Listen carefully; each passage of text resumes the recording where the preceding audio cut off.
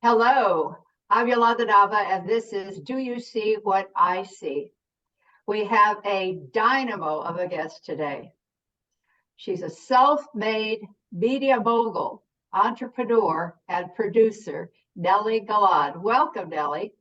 Yolanda, it's so good to be here with you. We've been together many times, but not for a while. So it's great to be here with you again. Well, I'm excited about what you're doing, and we're going to start our show with a 4-minute video that's pow pow. It tells us about Nely Gala. Go to video.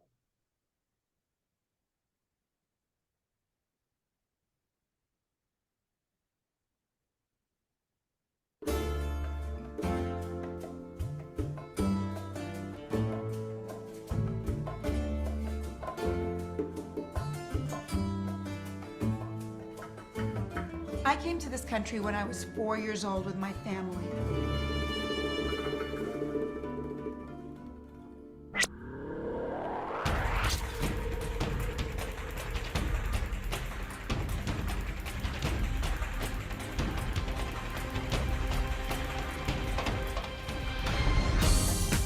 Nely Gala is a self-made media mogul. I'm the kid of immigrants, and I figured my parents did not bring me all this way for me not to do something big. She started out as the youngest guest editor of 17 magazine, which led her to reporting for network television. At 22, she became the country's youngest television station manager. Galan founded her own company, Galan Entertainment, in 1994, which helped launch over 10 television channels abroad and produced over 700 television shows in English and Spanish, including the hit reality series The SWAN for Fox Network, which was famously spoofed on Saturday Night Live. Galan became the first Latina president of a U.S. network, Telemundo.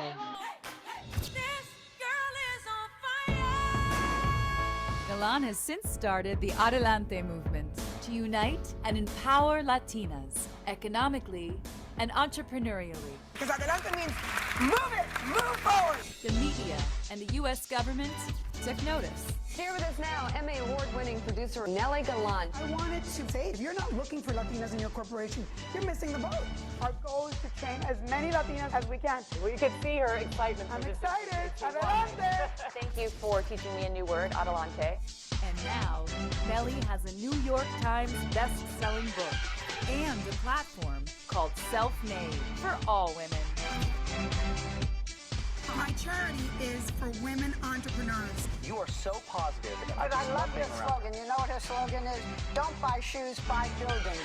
There is no true empowerment until you are financially self-reliant. And self-made is not a grandiose feat. It's for all women. We can all do it from our house. Every company has to look at this new reality that women are the sleeping giant in America. We have incredible power, and there are more entrepreneurial opportunities for us than there are jobs. Power is not given, it's taken, and it's there for us. Think bigger. Becoming self-made is the new ticking clock for women. It's not if, but when. This has been a time of breakthroughs and crisis. And now we know more than ever that in order to become self-made, we need to be louder and braver. No one has the ability to speak up the way we have in this country. We must fight for social justice and fight for our small businesses. If we all work together, we can be abundant and change our position in this world. Because in every crisis, That is a fabulous video. there is a silver lining. Preach it, preach it. We have to stand up. This is a country built on voices. People standing up for their rights. Finding your voice for some people is a lifetime journey. And it is the greatest journey of your life. All the power is in our hands. Now, here, go. Adelante.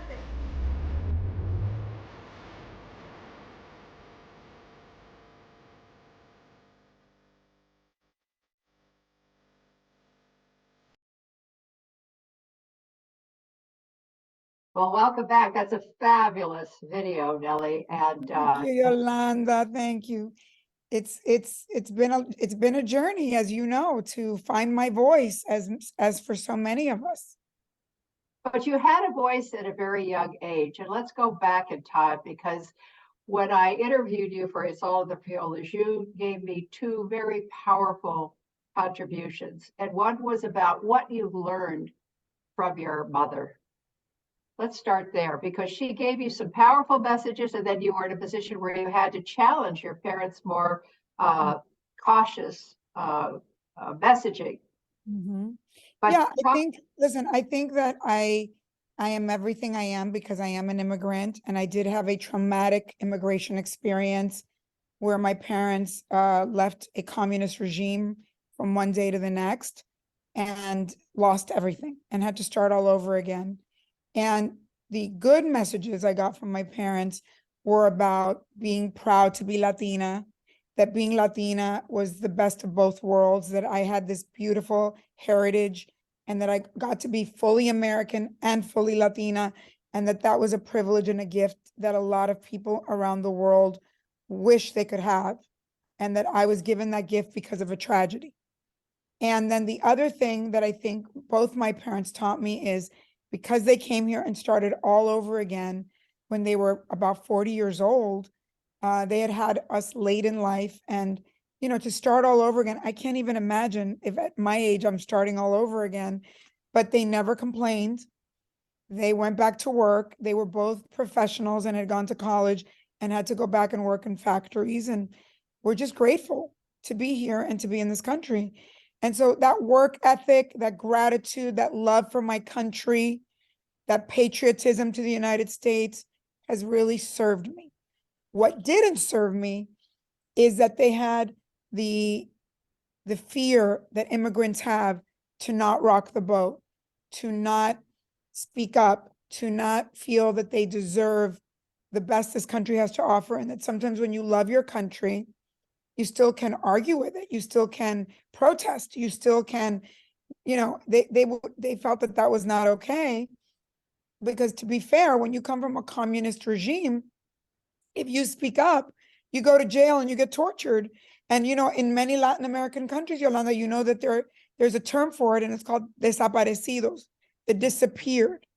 And those are people that speak against the government. And so when you come here and they had this child that was empowered and that was learning about Martin Luther King and about civil unrest and all these things and the women's movement, and I felt like I belonged to that. They kept telling me to be quiet and not speak up because they were afraid. well, fear is false evidence appearing real, I've discovered, and I've written about that in my new book, Through the Yes. Dark. But this timing, because you had you challenged things at a time when you were very young. Yes. You were you were expelled from school, Catholic school, because Yes. you wrote an article against the nuns. Yeah. And your mother, of course, said, you know, you can't argue with the nuns. We have to go apologize. That's And you right. said, And what happened to me is that, yeah, I wrote an article about why you shouldn't send your daughter to all-girl Catholic school, sent it to 17 magazine. I thought it was quite humorous, actually. it was wonderful. But the nuns kind of said, we don't like your kind here. I was only one of 2 Latinas in this Catholic, all-girl Catholic school. And my mom said, you have to go apologize to the nuns, and when you have to beg forgiveness. And I instead called the Board of Ed of the state of New Jersey. And by the way, that was a feat back then, because I had to go to the library, find the number. All of you young women that have Google, we didn't have Google. And an African-American man answered the phone, and he was very empowered in a way that my parents were not.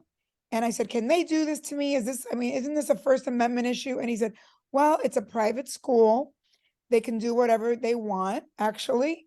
But what the power you have is that I can go set up an interview for you in the local newspaper, and you can tell your story. And when I told my story, it came out, and it was like Cuban girl gets expelled for First Amendment issue. And we got called back into the school, and all of a sudden the nuns were in a good mood. And they basically said, you are such a good student. You have such good grades. We're going to graduate you a year and a half early. And my parents didn't get it, that was their way of getting rid of me. Yeah. And my parents are like, this is an honor. And I go, yeah, it's a really big honor. And I was very lucky because 17 magazine. So think of it in today's speak. It's like if I was an influencer back then and I come out with something in 17 magazine, wants to be part of it. And they call me and they go, we're so proud of you that you spoke up for your rights. And we're going to give you the youngest guest editorship in the history of the magazine. Yeah. So they wanted to align, in today's speak, with my brand that was empowering teenagers. Well, it was a great magazine. I remember reading it myself, years ago. I mean, it's been so long. I wasn't as feisty as you, but I did challenge too. And I think I'm a first generation as well as you are. I was born in this country. That's the only difference. And the culture was a bit different, coming from from a communist country, Cuban background, and not Mexican American, north of the border. It's interesting though what we learned from our parents, from the culture, from that just being so close to the other side, of the so-called border, and it seems like there's a time when the wisdom of our parents comes through, and for you it came through, and it opened up a life for you that took you to many, many places. Mm-hmm. How did that message that your mother gave you about the best of both worlds land you a job at Telemundo as the head?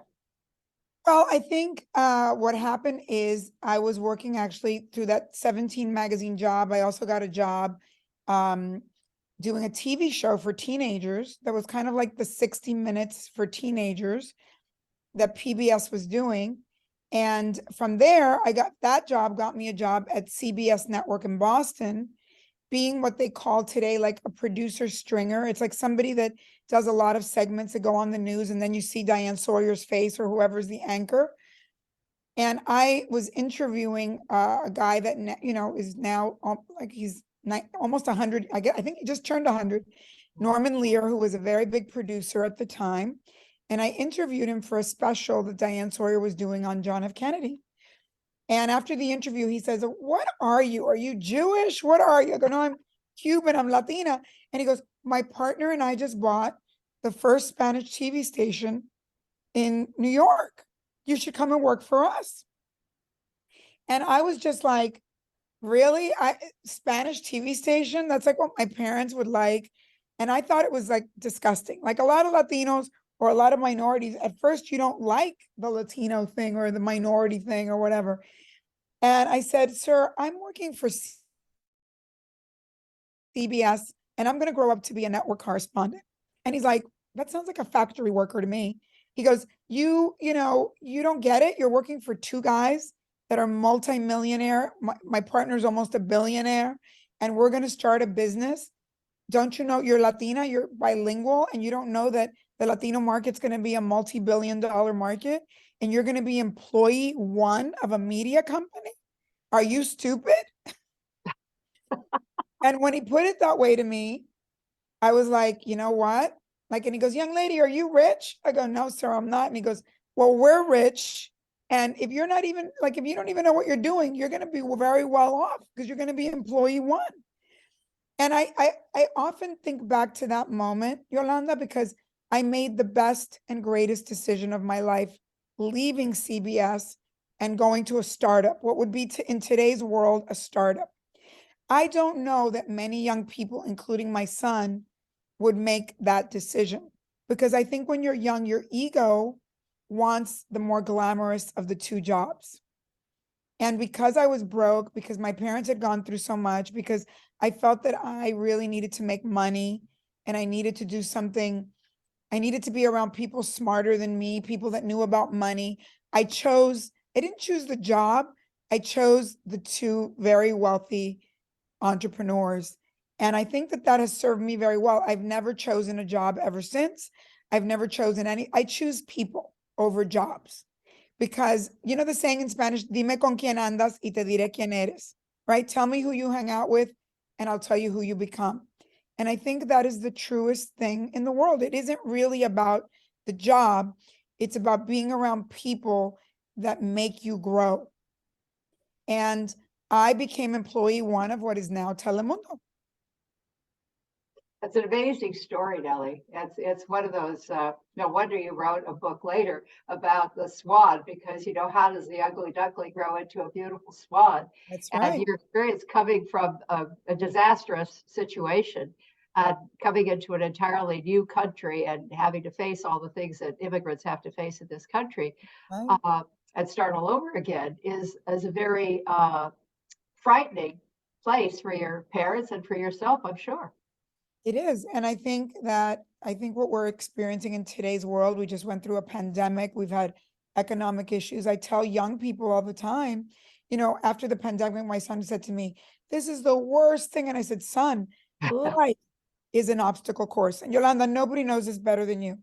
Life throws us good years and very bad years, beautiful, magical things that you never expected, and then horrible things that you never expected.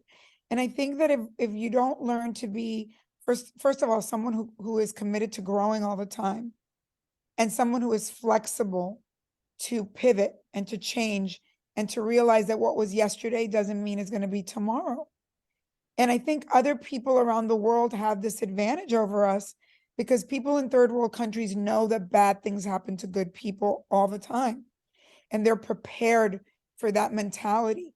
And I think a lot of our young people have not gone through a war, a crisis until now.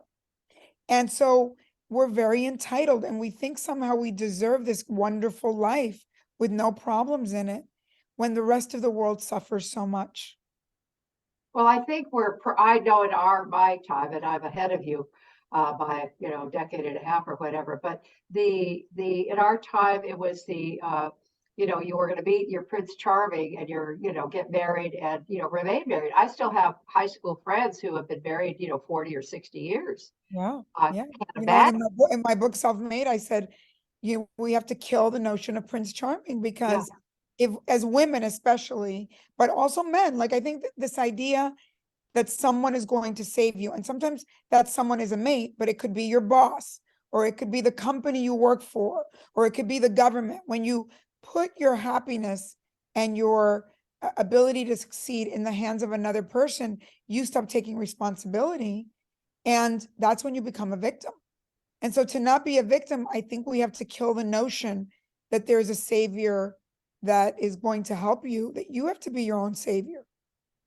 Yeah, that is outside of yourself. I was going to say that because in terms of your trajectory, I was going to say you were obviously born under a blazing star, because you've had a very exemplary life, a very powerful life, a very empowered life, an abundant life, on many, many fronts. But yet there's stuff that one goes through, we've gone through. And I also think, Yolanda, that in my case, I think when you listen to my video, and I get impressed with my video, I go, wow, it sounds great. But really, that video refers to 2 or 3 big successes. The truth is that to have 2 or 3 big successes in your lifetime, you have to have failed many times. And I have failed horrifically, in career, in my personal life, in so many ways. I don't want people to think I'm so special and I'm so great. I definitely don't give up like you don't give up. And I definitely stay the course. But I have had, back breaking and failures. I've had dark nights of the soul. I have had many things go wrong. The truth is that my son always reminds me that this is like a sports analogy, but it's true. To be in the major leagues and go into the Hall of Fame, you basically have to hit the ball 3 out of 10 times, right? So I've hit the ball maybe 3 times where it's really like been a big hit. And the rest of the time it's been neutral or failure. But I understand that maybe my background, leaving my country and all that, maybe it was a gift because it prepared me for things going wrong. I don't assume that everything is going to go la, la, la, la, la all the time. And I say that a lot to my son, because I think kids today with social media and all this stuff, there is a false narrative of what life is supposed to be. And they live almost wanting that narrative that is just a false persona that people put out in the world that isn't the truth. When I look at anybody, rich, poor, I've worked for 8 billionaires. They're not happy all the time. And they have, you could say they have rich people problems, but they're really bad problems too. And so I don't go around thinking that somebody has a better life than me. I know that everybody has a different cross to bear. And, you can look at someone else and go, wow, they look like they have a very charmed life, but you don't know what their life is, and you don't know what their secret is, and you don't know what their cross is. Well, I think one of the things that, we can see in you, and I know that's been there, from the experience that we had in our interviews in the past, is that you were courageous from a very young age, and you were bold. And in talking to some of my friends, Gloria Molina, Supervisor Molina has announced, that she's in the last stage of her life, that she's had a diagnosis. And I've known Gloria since she was 20 years old. And it's, we're close friends. And we were talking about this, she says, gosh, I was so bold, and I said, yes, I said, but we had to be bold. How could we have been pioneers in the Chicana movement and in politics and in media, the things that we did, had we not been bold and courageous and took the step? You didn't know what was going to happen if you went to work for this company versus, an existing, major media company. And so it's the boldness. To talk about the boldness, and from what do you draw your courage? I think it's changed over the years. I think in the beginning, when I was very young, I was at the crossroads of, again, parents who were in full fear all the time. And I was the generation after the women's movement, the generation after Martin Luther King. And I had so much hope for movements and for things. And yet I was juxtaposed with these parents that were very fearful. So I felt that I had to be the brave one for everyone. I had to hold bravery for the family because no one else had it. I think over the years, it's changed. I think over the years, I always say I'm a Libra, and Libras are very balanced and we like justice. And so I hate injustice. And I think that over the years, it became about other people for me, that I would see injustices happen in a company, or I would see, I could tell you, as I know you can tell these stories too, of injustices that I witnessed, and then I'd have to fight for other people. And it was something that came very easily to me because I fought for my parents.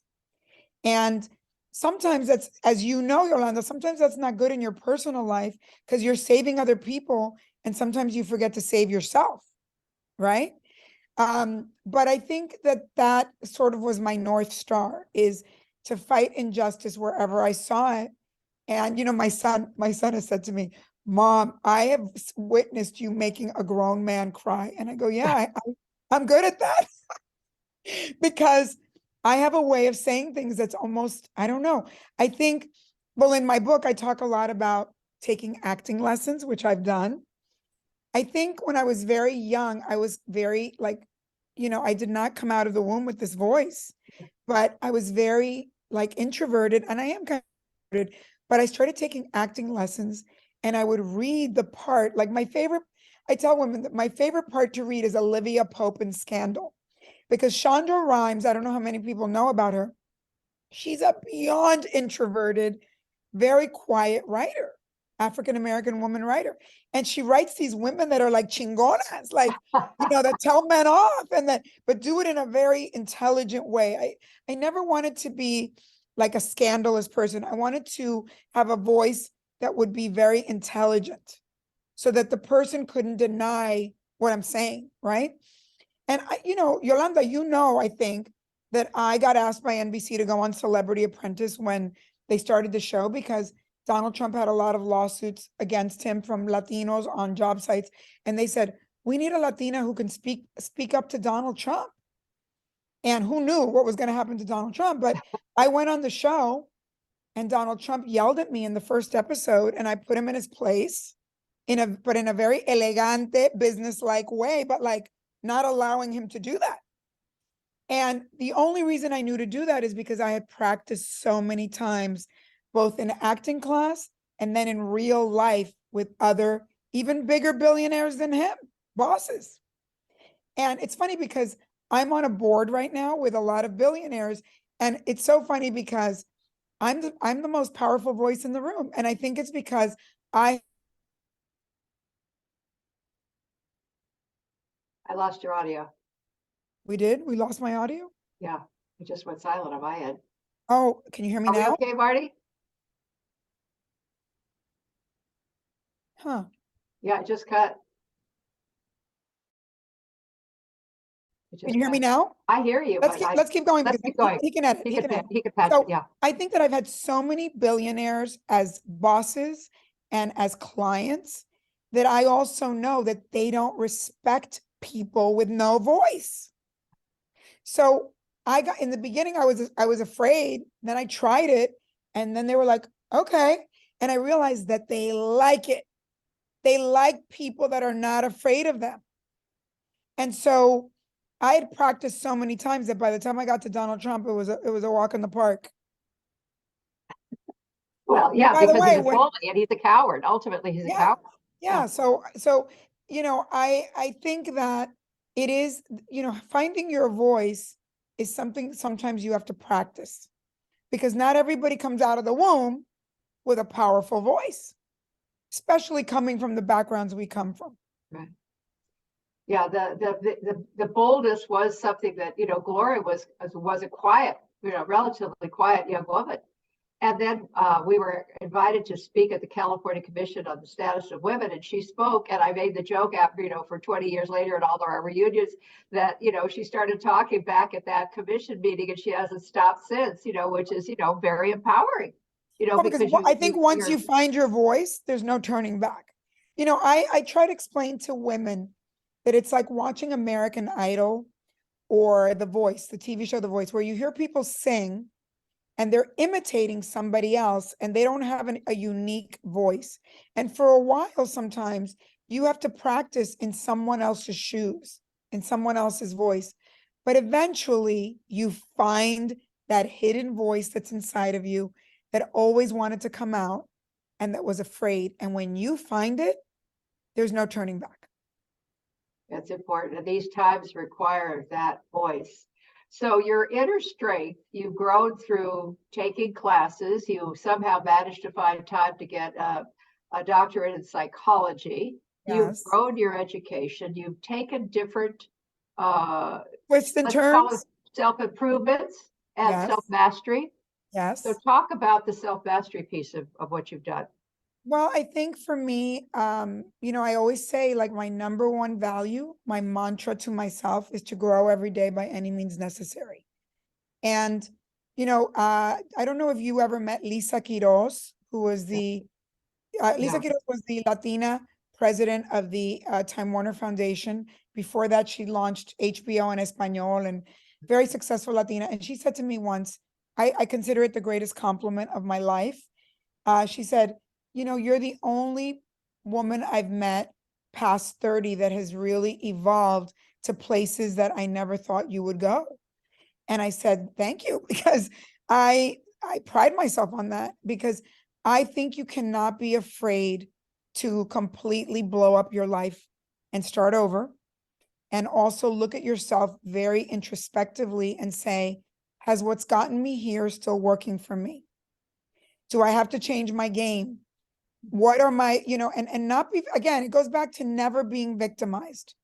I was talking to a girlfriend yesterday and I said, I'm single at this age, and I've had many, as you know, many very glamorous boyfriends and husbands and all kinds of things. And I said to her, I have to look at myself very coldly, because I've also broken up with a lot of men, and maybe and I have to, I always look at what's my culpability in the story. How can I do better? How can I grow, whether it's a personal thing or a business thing? And I think for me, once I had made money, which I talk in my book about mission and money, but money sometimes has to come first, because once you have money, then you can fulfill your mission fully. And once I had made some money, My son was 8 years old and in school and was having learning issues in school. And he was like, Mom, I'm never going to go to college. You never finished college and you've done really well. And I thought to myself, I've done well, but I'm skating because only I know that I have gaps in my education. Only I know that it's not that I need to go back to school and get a degree to get another job, but I need to fill in the gaps of knowledge. And how can I model that behavior for my son when I haven't modeled it for myself? And I took a sabbatical. I went back to school. I finished college. I finished my BA.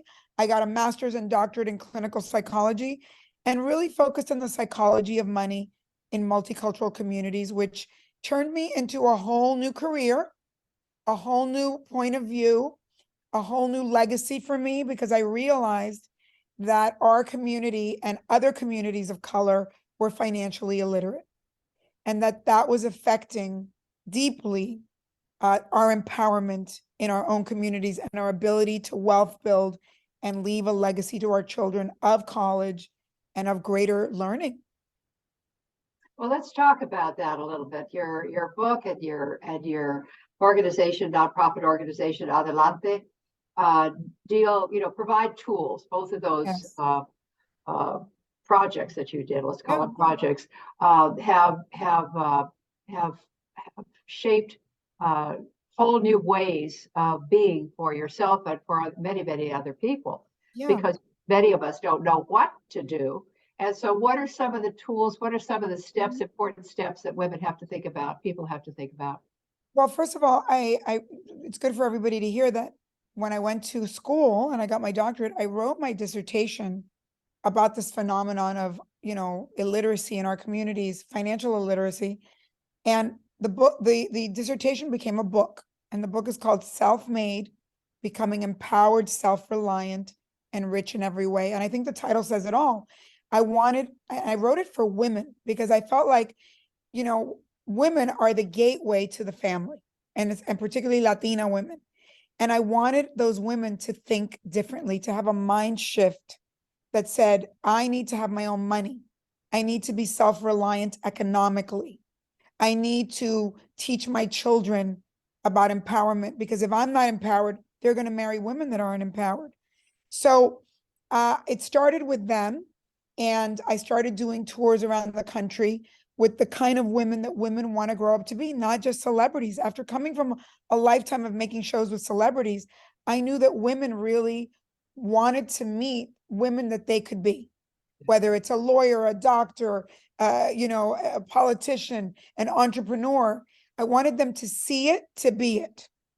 And then I started really giving them real tools and creating content online in English and Spanish. So the book in English is Self-Made. In Spanish, the book is called Adelante. The book also came out in Mandarin. I've traveled Asia, China twice, because women in Asia are trying to find empowerment as well. And I created an online platform called the Adelante Movement. And it's in English and Spanish. And I've done 300 hours of content with entrepreneurial women from the bottom up, all ages, all ethnicities, Spanish and English, and showing women how they could make money, how they could invest that money, and how they could have an abundant life at the end of their life, and even pass money and give back in philanthropy and give back to their kids. Well, those are all wonderful stages, to explore and certainly to think about. I just did an interview in March for Women's History Month with Dolores Huerta, and her trajectory has been amazing. And at 93, she's still going strong. She founded, not just, she did it 20 years ago. She founded the Dolores Huerta Foundation that's doing incredible work of service to train people in social justice and activism. Constructive, Yes. And providing health services and other support services to people who need help. And these are important steps. I think we've been behind, I think, in the Latino community in terms of philanthropy, even though we have many self-made millionaires, and we even probably have billionaires as well. But it's important to give back. and the Adelante movement is one way that you've done that. And providing these tools for people is another way. These are very important. So I think at some point you're going to have to do a foundation too, Nelly. I know. Well, listen, from your mouth to God's ears, I think, in the stages of life, especially when we make money early, then we have a lot of years left to give back. And that's a beautiful thing. And I think that's something that so many people in our community don't have the privilege to do, because sometimes we work hard, but we don't work smart, right? We didn't really know. Like, I remember when Jerry Parencho, one of my bosses, says to me, "Young lady, you've got to make money while you sleep." And I was like, what is he talking about? I had no idea. And I think we don't get taught as little kids that the money you make and the money you save has to be invested so that, God forbid, something happens to you, you eventually have passive income. You have money that comes in from your investments. And I don't think we just think we have to work till we drop dead. Yeah. And so it's all of those things. It's all of those awarenesses that I've gotten. And listen, I think I told you, Yolanda, that I have a new podcast called Money Maker, and I'm doing it in English and in Spanish. I do everything in English and Spanish. Yes. Because I'm so wanting to support all these, especially all these new immigrants that have arrived that are having so many problems in Latin America, the Venezuelans, the Peruanos, the Argentinos. And I want them to be onboarded in this country well and not have to struggle as much as we used to have to struggle before, not knowing anything. So my podcast in Spanish is called Mi Mundo Rico. And I love calling it Mi Mundo Rico because, as we know, the word rico in Spanish means abundant, but it also means delicious. Yeah. And it should be a delicious journey to learn all this. It is a delicious journey, and that's a very exciting thing. So what are a couple of things people should think of, just for some viewers that are wanting to take the first steps? What are some of the first important steps to take in terms of financial empowerment? Well, I think the number one thing you have to do, which I've done, and I tell everybody, I tell whether you're 12 or 70, you have to save money by any means necessary. And I'm tough because I tell you that you have to save 2 years of salary.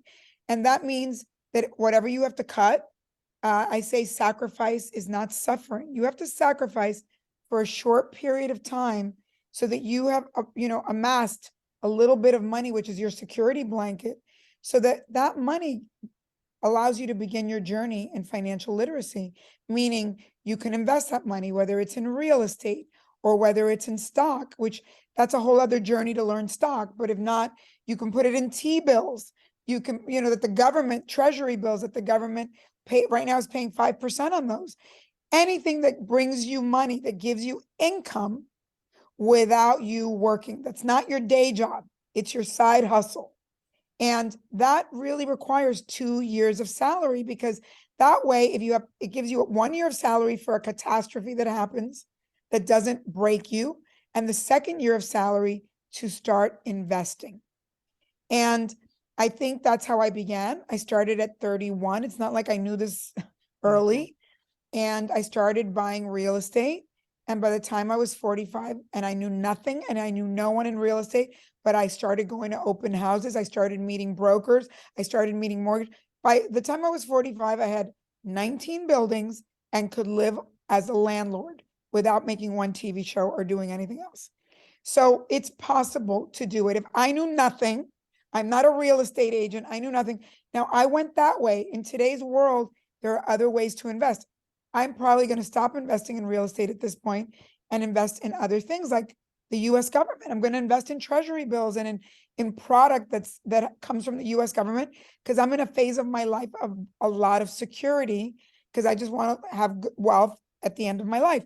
So I'm not doing big risks. Whereas when I was younger, you do bigger risks, because over a 20 or 30 year period, that's when you make most of your money in risk.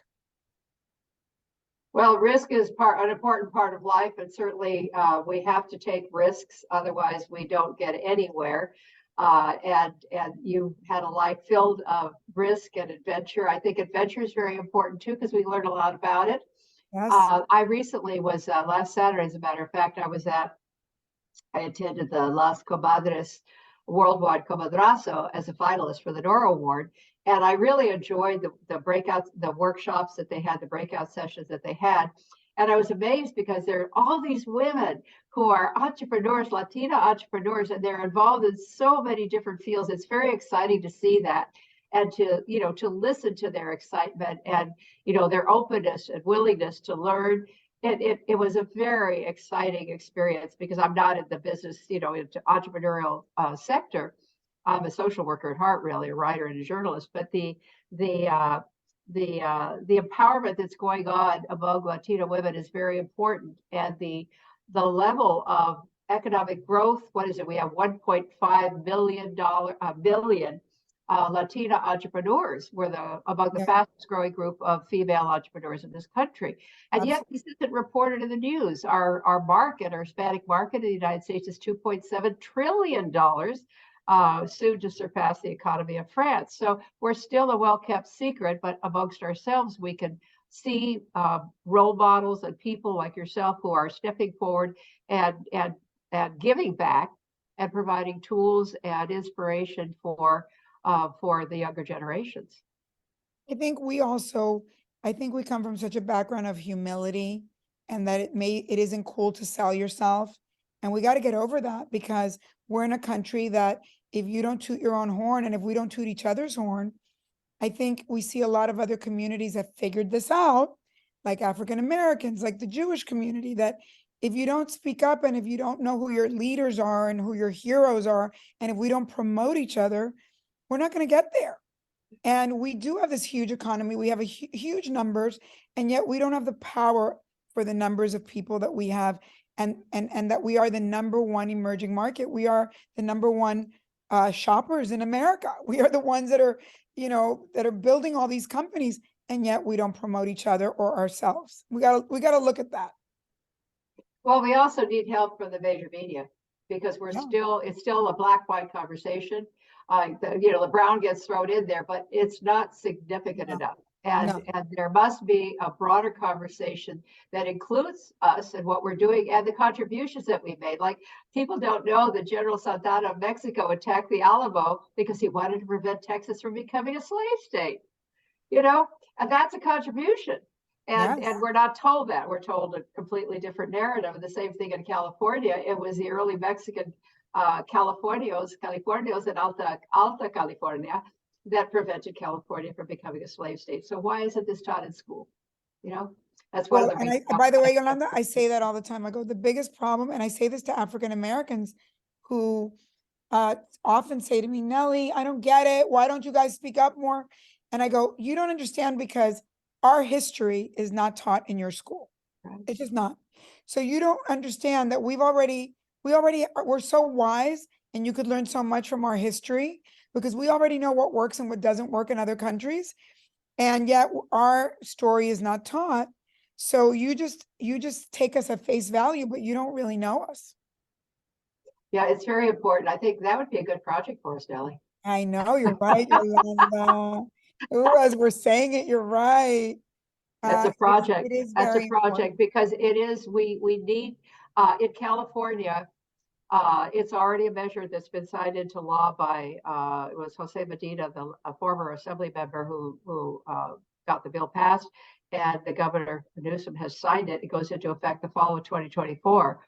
And we will then have to take ethnic studies in order to graduate from high school, which is good because then everybody learns these different cultures and histories. And it's going to take a lot of work to help build those educational platforms. That's why I'm so excited about this call from Boston, from the book publisher. And so I'm really looking at that because that's the next step for us. We've got to get our stories told. We have to have people understand who we are instead of the negative stereotyping. We've seen so much forward movement, on Adelante and many things, Comadrazo, all of these different groups of very self-empowered women who are working hard and making a tremendous difference. We have the first college president that's a Latina. I mean, there are all these people, that are out there, but they're not in the schools where they're role models for our population, certainly in certain states, Florida, California, Texas, and others, where you have a majority Latino population. Yeah, no, I get it. And I think that, look, everything what I've learned, Yolanda, and it's very painful because I think we all think in our lifetime we're going to make some, some incredible change in the world. I realize also that we are really all in a relay race, and it's very important that we do as much as we can. And then we have to pass the baton to someone else, and they have to take it to the next place. And I think we, especially those of us that have activism in us, we have to pass a very big baton because we're behind. And I think we have to really encourage this next generation to like speed it up. Well, they have to jump in like we jumped in. Like Gloria said, I was so bold. I said, well, we had to be bold and courageous. And that's what it takes. It takes knowing that it's one step at a time. It's taking strategic action. It's not a matter of going out screaming and yelling and protesting. It's a matter of having strategic projects and legislation and strategies that need to be employed. They did it in Texas. We've done it in California. We've done it elsewhere. And it has been done. It'll continue to be done, but it has, like you say, the younger generation has to take on. That's why we have to go adelante. I could talk to you for hours and hours, but I know that we only have so much time. So I want to leave you with that thought that I do think the word adelante is very apropos. For those of you that don't speak Spanish, they're watching, it's like, you could say adelante. It's how you say it, adelante, like move your butt. Yeah. I think we're at a place where we need to make a quantum leap. And I think maybe with this whole AI thing, which is very controversial, but I do think that information is going to move now even faster. And maybe finally our stories will get told. They are being told, they will be told, and I'm going to keep writing them because I love to write. That's my favorite thing to do. And I thank you so much, Nely, for sharing your story and for doing your books and for doing your Adelante project. And let's think about some other things that can be done ongoing. I am so grateful for you being here today and for your work and contribution over the decades. And I thank you so much. And Yolanda, thank you, because you are so inspirational. You have like taken every obstacle and just said, bye-bye obstacle. And I am just so honored to be with you and so inspired by you. Thank you. Well, thank you, Nely. And to our audience, be sure to tune in next month in June. Our guest is going to be the acclaimed poet and author, Gary Soto. Look forward to seeing you then. Thanks for joining us. I'm Yolanda Nava for Do You See What I See?